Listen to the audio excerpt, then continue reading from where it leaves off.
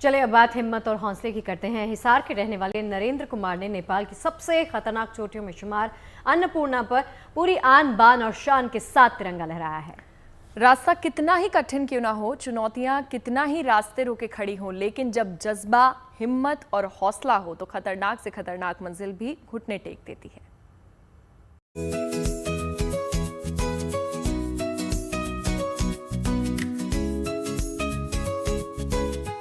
दूर पर्वत की बुलंदी पर ये जीत का जश्न है। तिरंगे की शान के साथ प्रेरणा और जज्बे का जश्न है।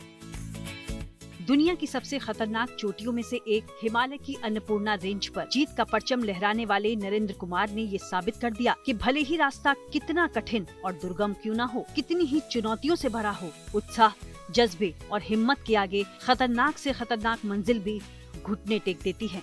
हरियाणा में हिसार के रहने वाले पर्वतारोही नरेंद्र कुमार ने नेपाल की खतरनाक अन्नपूर्णा चोटी पर पूरी आन बान और शान के साथ तिरंगा फहराया और देश को फख्र करने का मौका दिया। खास तौर से उनकी इस जीत पर हरियाणा के मुख्यमंत्री नायब सिंह सैनी समेत कई और नेताओं ने भी बधाई दी। नरेंद्र कुमार ने इस अभियान का आगाज 25 मार्च से भारत से शुरू किया, फिर 7 अप्रैल सुबह 10:30 बजे अन्नपूर्णा के ऊपर देश का तिरंगा फहराया। नरेंद्र कुमार बताते हैं कि उनका ये पर्वतारोहण अभियान काफी मुश्किलों और जिंदगी जोखिम में डालने ही जैसा था, लेकिन हिम्मत और हौसले ने उनको ये मुकाम हासिल कराया।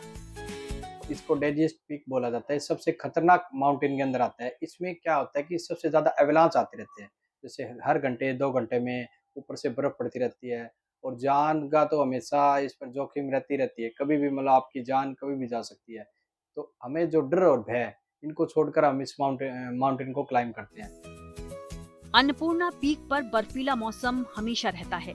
रात के समय तापमान माइनस में चला जाता है और तो और लगातार खराब मौसम बने रहने से यहाँ चढ़ाई करना एक बड़ी चुनौती रहता है।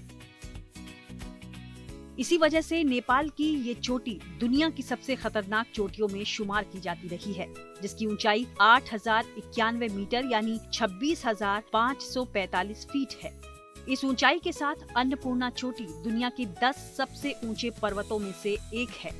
अन्नपूर्णा रेंज पर रोजाना एवलांच आने का खतरा रहता है, जिससे कभी कभार जान जाने का जोखिम भी बना रहता है। ऐसे में भारत से बहुत ही कम लोग इस खतरनाक चोटी को फतेह कर पाए हैं। अन्नपूर्णा जैसी कई ऊंची और खतरनाक चोटियों को फतेह करने में आने वाली चुनौतियों को देखते हुए ही नरेंद्र कुमार ने शारीरिक और मानसिक तौर पर फिट रहने की बात पर जोर दिया। अपने आप को फिजिकली फिट करना पड़ता है और मेंटली आपको स्ट्रॉन्ग होना पड़ता है माउंटेन के लिए, क्योंकि आप मेंटली स्ट्रॉन्ग हो, फिजिकली आप थक जाते हो, मेंटली आपको चलना पड़ता है। तो माउंटेन में चढ़ने के लिए आपको मेंटली काफ़ी स्ट्रॉन्ग होना पड़ता है। उसके लिए हम पहले प्रिपरेशन करते हैं। जैसे मेरे को माउंटेनिंग फील्ड के अंदर 5 साल हो गए, पहले कोर्स भी किए इंडिया में और पहले भी माउंटेन काफ़ी क्लाइंब किए, तो थोड़ा एक्सपीरियंस होता गया और अब काफ़ी मतलब मेंटली स्ट्रॉन्ग हो चुके हैं। तो इसी कारण हम भी माउंटेन को क्लाइंब कर पाए। कहते हैं ना, लक्ष्य तुम्हारी जीत है तो जीत की ओर बढ़ो। अन्नपूर्णा चोटी को जीतने के बाद बस इसी सोच के साथ नरेंद्र कुमार अपने अगले लक्ष्य की ओर बढ़ रहे हैं। अभी जो मेरा अगला लक्ष्य है वो ये है कि विश्व में 8,000 मीटर से ऊपर के 14 पहाड़ है, तो उन 14 माउंटेन को मेरे को फतेह करना है, जिसमें से अभी मैंने 2 कर लिए है। माउंट रोसे विश्व की जो चौथी हाईएस्ट पीक थी, वो पहले मैंने 2022 के अंदर फतेह किया है। अभी मैंने माउंट अन्नपूर्णा को फतेह कर लिया है। तो अगला मेरा जो अभियान है, अगला जो मेरा लक्ष्य है वो ये 14 विश्व की 14 सबसे ऊंची चोटियां है, उनको फतेह करना है। बहरहाल दुनिया की सबसे ऊंची 14 चोटियों पर देश का तिरंगा फहराकर इतिहास रचने का सपना लिए नरेंद्र कुमार न केवल खुद आत्मविश्वास से भरे हैं, बल्कि माउंटेनियरिंग और एडवेंचर को करियर बनाने वाली यंग जनरेशन के लिए भी प्रेरणा है। हरियाणा के हिसार से प्रवीण कुमार के साथ bureau report, good news today.